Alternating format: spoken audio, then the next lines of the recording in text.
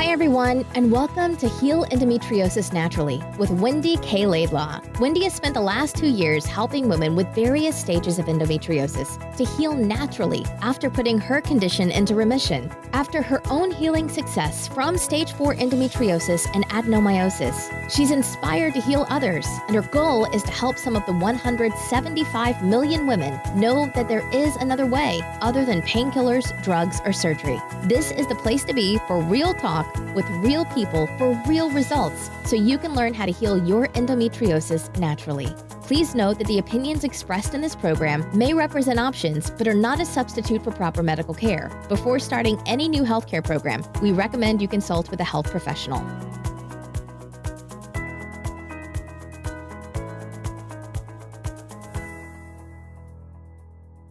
Hey everyone, it's wendyklaidlaw here, and as always, I hope that this message finds you well. I thought I'd jump on today and talk about the bank of borrowed beliefs. And the reason I came up with that is I had been speaking to a really lovely woman who had reached out and shared her success story, which you'll hear in the next coming weeks, and how she did it very much like a few ladies now who've been reaching out to us just with the book alone. And she made a comment to me that she very kindly thanked me for allowing her to borrow my belief in her body and in her ability to put her endometriosis and cysts and pain and everything into remission. And I just kind of wanted to jump on here and kind of, reiterate that, I guess. When I originally wrote my first edition book, oh my goodness, it was just, there was such a drive and a passion to make sure that I got all this information that I'd been learning that didn't seem to be anywhere else or in one place, to be easily accessible, to kind of guide people to kind of know where to go and what to look at.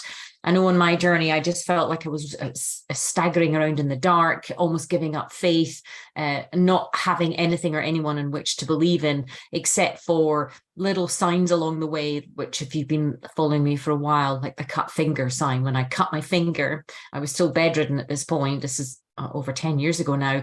And I noticed it starting to heal and starting to scab over. And that's when this first kind of wake up, occurred, which is, well, if my finger is healing, why are my insides not healing? Why was I getting worse?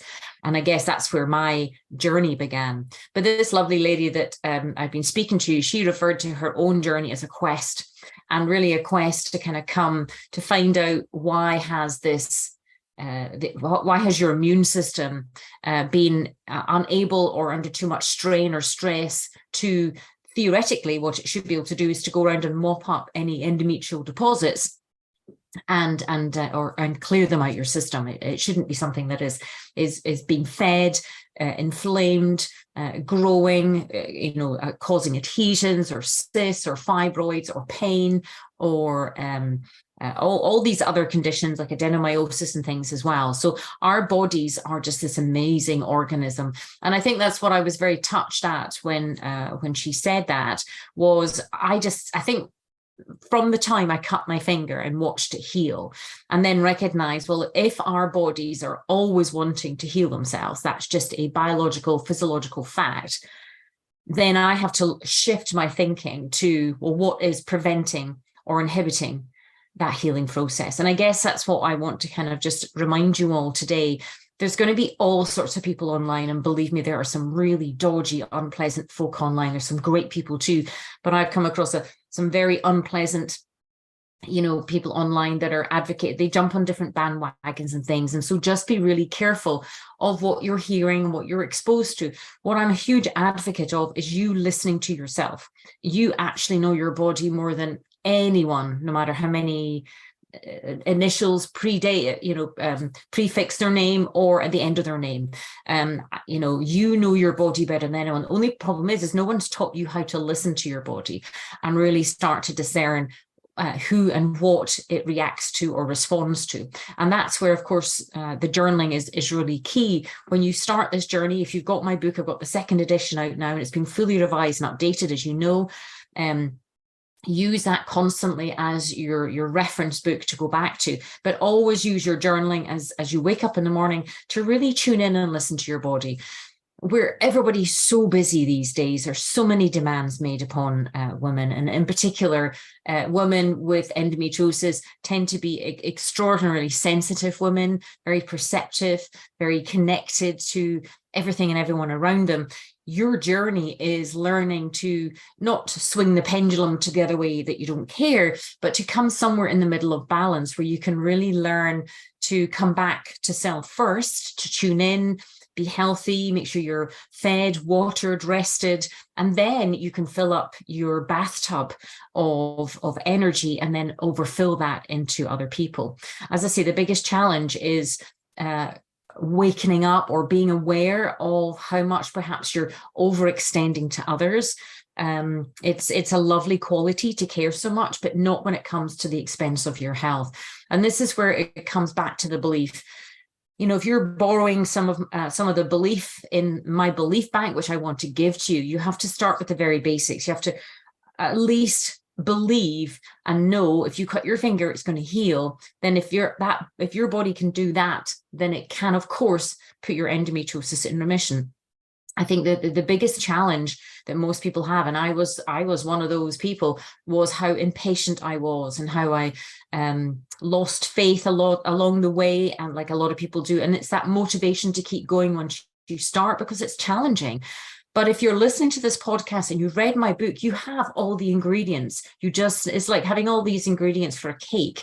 You know, you just need to know the recipe and how to use those ingredients to get this big, beautiful cake out the oven. And that's kind of really why we're jumping on here today, because it's not a case of if you can put it in remission, it's a case of when. And invariably, it takes at least a year, 12 months, if not maybe slightly longer if you're doing it on your own. And I think if you can prepare yourself for the quest, for the journey, understand that it's not just about endometriosis. It's so much more than that. It's about this uncovering and unearthing all the talents and the gifts and the jewels that lie within you that have had to go into hiding. It's about learning, you know, who you actually are, not who you think you should be to keep other people happy, and really kind of, you know, recognize what might be poisonous or toxic in your produce and your products and in your property and people and past. Again, the biggest challenge I see over and over and over again is people or women acknowledging or even becoming aware of who they're in and around a lot of the time. There are many unpleasant people who are toxic, who have their own selfish agenda and will literally use you as a ladder to get up and step over to get to the next level. As I say, there's equally a lot of really lovely people out there as well. But if you can recognize who is toxic, if you can believe that it doesn't make you a bad person to recognize someone is toxic. And then you can slowly start to even just journal about how you feel when you're around these people. This is going to be really good for your health. The more you can clear away the clutter, the debris, the cobwebs, the toxicity of who is around you that perhaps you have outgrown, the more you'll create space for new and lovely people to come in. You'll be able to recognize these lovely people because you won't be so drained and exhausted and pained. And again, there's a lot of what I see time and time and time again is, you know, beautiful souled women coming into our community and beating themselves up, you know, because they've been projected upon by their society, their religion, their partners, their parents, that they've been shamed and guilted upon, that they are something that they're not. And that can be really draining and exhausting on the body, especially the nervous system and the immune system and things like that. So when we're talking about borrowed beliefs, I'm really going to challenge you to question, do you really believe that if your finger got cut tomorrow, it can heal? And if the answer is yes to that, then the next one is, do you really believe that you have the power to heal your insides? And the answer should be yes. And if not, go and do research. Go and look at these spontaneous remission projects that are online. Go and get books over and above mine that talk about, you know, leukemia people putting their condition in remission, the cancer people, Alzheimer's, all sorts of different diseases and conditions who, I mean, they don't tend to be talked about because they don't sort of sell as many newspapers, magazines, and get a much sensationalization on radio and news. But those were the stories that kept me going, that even in the darkest days and the times I really wanted to give up and I wasn't sure if things were going to happen, I never imagined in a million years that 10 years ago, when I was chronically bedridden for several years, that I'd be sat here now in 2023 talking to you. And the reason I'm talking to you today is because our beliefs can get bashed around and battered. I hadn't been on to do a podcast for a while because I had my own beliefs about myself in a particular situation, bashed and battered by somebody who was deeply unpleasant, and it affected my confidence a little bit. And it made me sort of hesitate and things. But when it comes to your body, I just want you to get to the point that no matter what anyone says, what anyone might project upon you, because again, there's a lot of pressure upon women to go the medical route. And if you've done the medical route and it's worked for you, fine. But I'm assuming you're here because it's not worked. And there's just a lot of misinformation, a lot of damaging and just outright wrong information that's out there from it. In fact, the problem is there's not enough information about the things that can go wrong with the medical, and the medical machine kind of fits into this quick fix culture, which is very, very dangerous. And if you know my story, I just got progressively worse and worse and worse until the medical side just washed their hands of me. So I guess you could say I was lucky. It didn't feel like that at the time, but I was lucky because I was really forced to look at another way. And this is why I do what I do.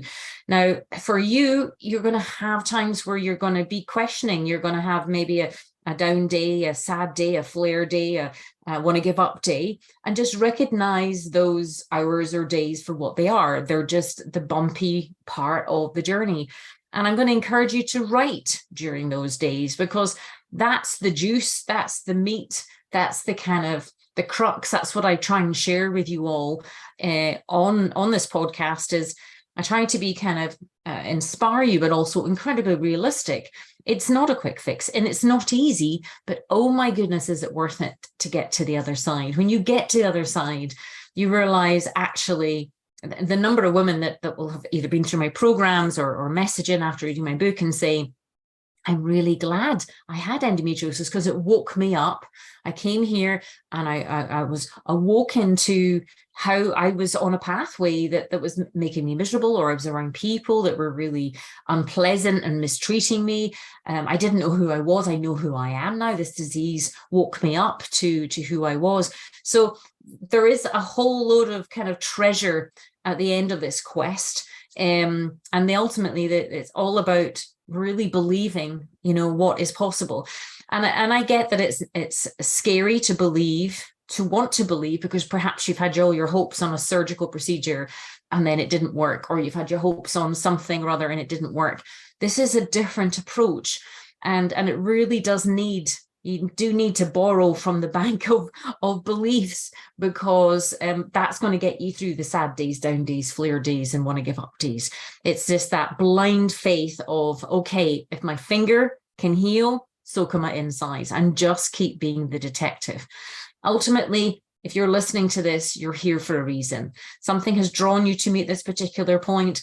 It is an emotional journey. It's a spiritual journey. And it's not just, so if you're looking for quick fixes, you're going to, get frustrated and going to feel disappointed. Give yourself, a realistic time frame, but never, ever give up your belief and your faith. Ultimately, as I say, they're going to get you through those days where you just, you don't know if things are working. And of course, it takes time.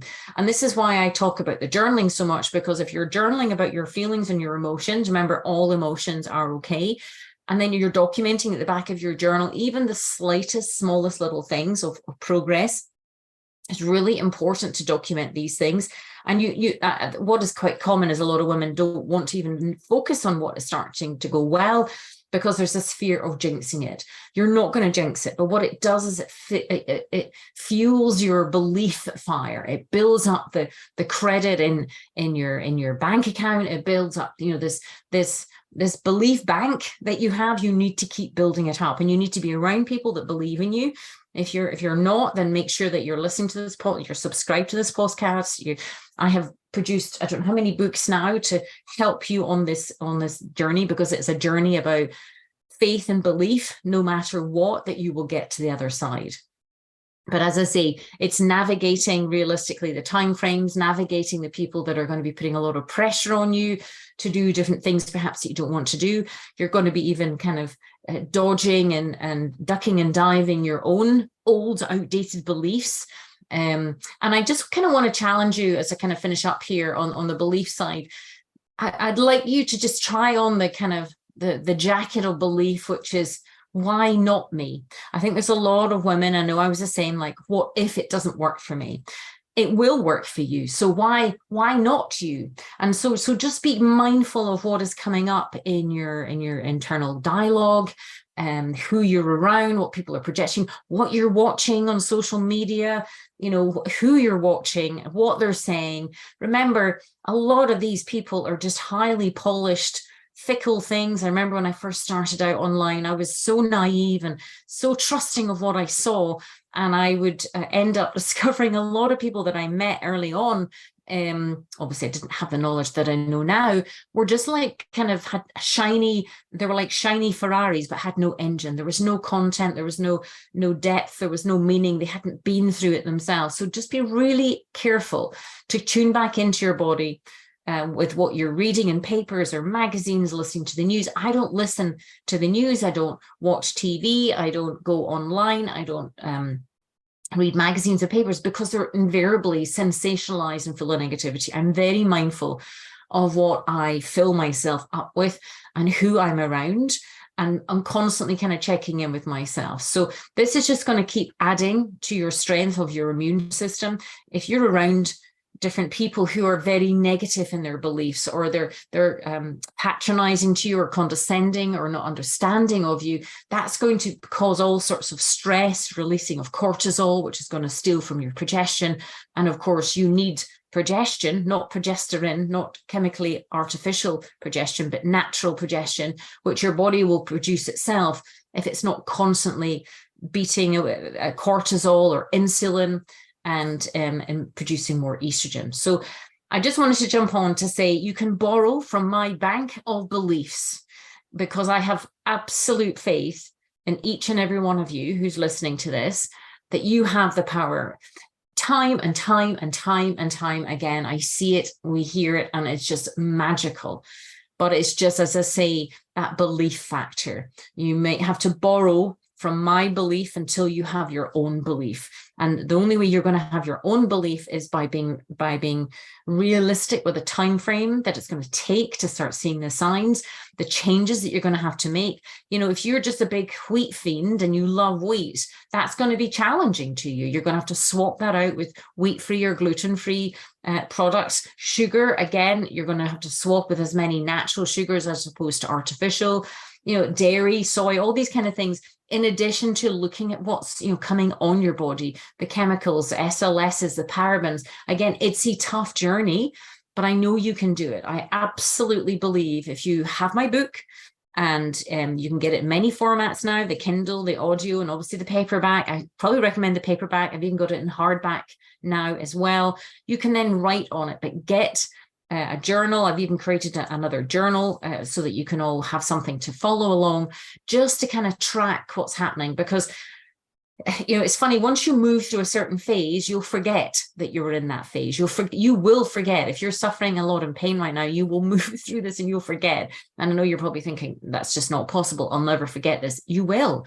But if you've got a journal and you're documenting the journey, who's to say that you can't do your own podcast, write your own book, and help me to get this message out to as many millions of young girls and women as possible, that it is possible to put your condition in remission, and to try and stay away from, in interfering and damaging kind of procedures that could cause more damage. Again, we hear time and time again horror stories. So whatever you're doing, make sure you take your time to listen to yourself, believe in you. And that's really hard when you're immersed in a disease or condition that's causing you a lot of pain. But come back to you, listen to that small voice, get that small voice dialed up, tune into yourself, so that no matter what is happening externally, you have got yourself as your own guiding light and to believe in yourself. So until the next time, we've got a few more success stories coming up. I hope you've been enjoying the last couple. These women are just amazing. I have such admiration for each and every one of them. And of course, it takes so much courage and confidence to come on here in this forum. So as always, if you have enjoyed our podcast, please do let us know. And of course, subscribe and like us, as they all say out there. And until the next time, to your health.